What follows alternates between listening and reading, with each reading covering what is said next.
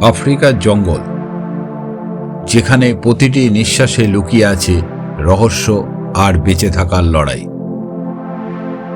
এই বিশাল অরণ্যে রাজত্ব করে সিংহ, হাতি, চিতা ও গন্ডার। ঘন সবুজের আড়ালে নীরবে চলাফেরা করে বিষধর সাপ, বিশাল কুমির আর হাজারো অচেনা কীটপতঙ্গ। দিনে সূর্যের তাপে জঙ্গল জ্বললেও রাতে ভেসে আসে শিকারীর গর্জন। নদী আর জলাভূমি প্রাণ দেয় অসংখ্য পাখি ও জলচর প্রাণীকে।